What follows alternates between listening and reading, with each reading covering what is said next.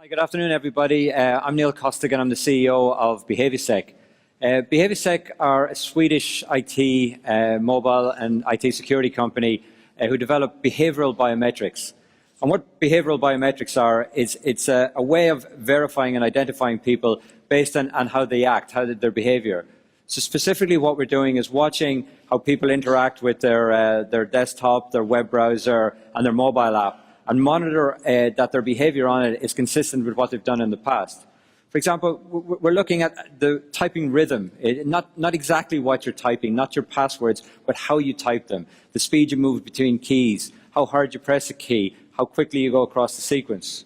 And likewise on mobile, we'd be looking at things like the pressure you put on a key and how fast your swipe moves across the screen.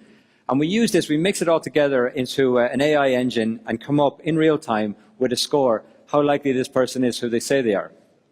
The other thing about it is we're trying to do this transparently. There's no new user interface, there's no extra step for the end user. They're just doing what they normally do, and transparently inside the apps and inside the website, we have this extra biometric that enhances the security of what a person's normally used to.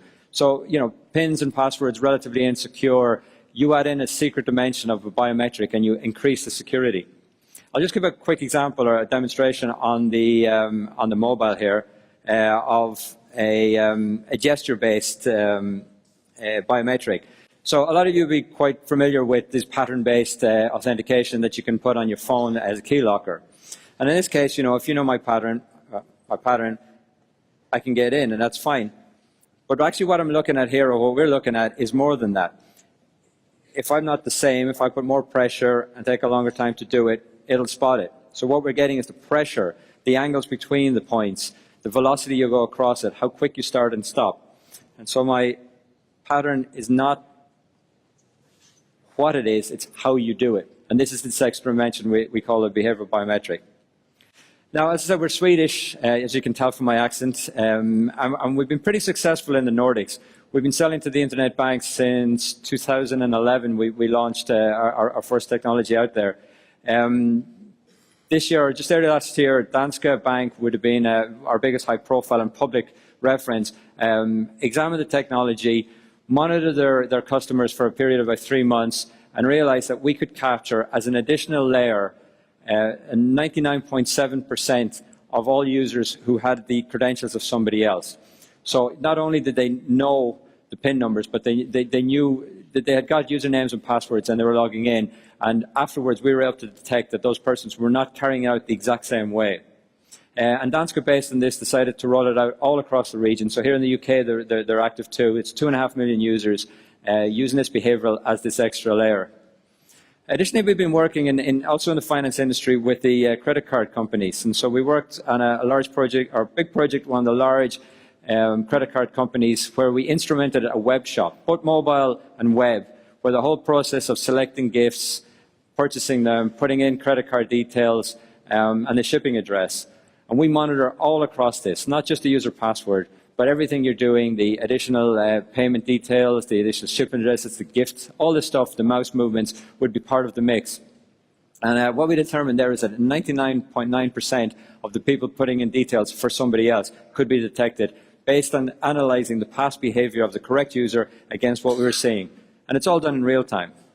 And so I'm going to give an example here again of a very simple example of there we go, bank. This is a standard mobile banking app, and we've mocked it up. You've probably seen a few mocked up banks today and payment applications. Well, here's yet another one.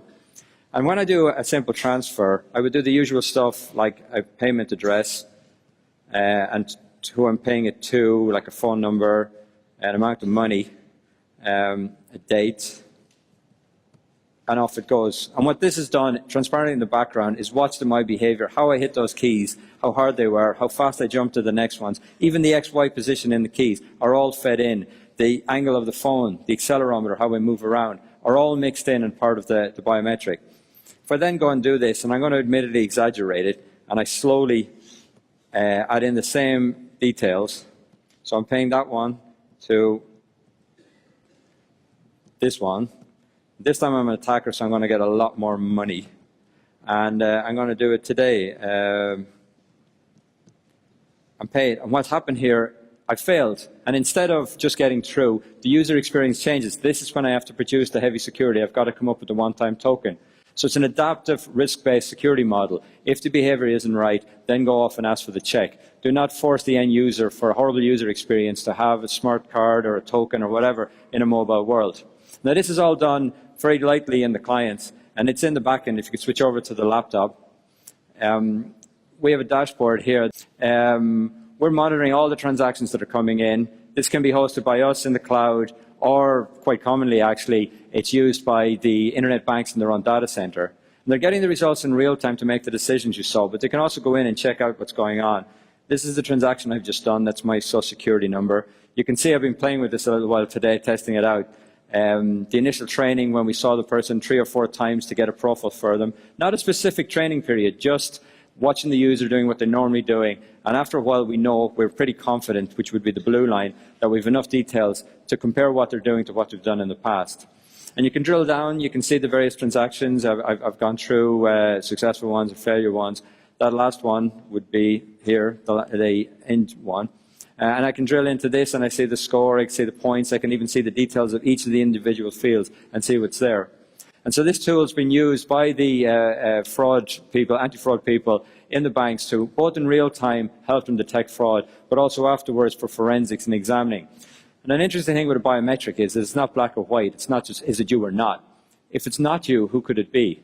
And so we can detect fraudsters. If transactions have been marked as repeat fraudsters or repeat lead suspect, you can go and compare against them.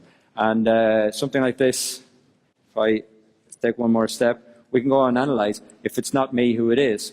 Well, in this case, we know it's me with about 95% confidence in the attack, but also there's other users there who it isn't. But if it was a known fraudster, I could go and detect and see that. And so this ability to mark off known fraudsters, there we go. So thank you very much for listening to me today.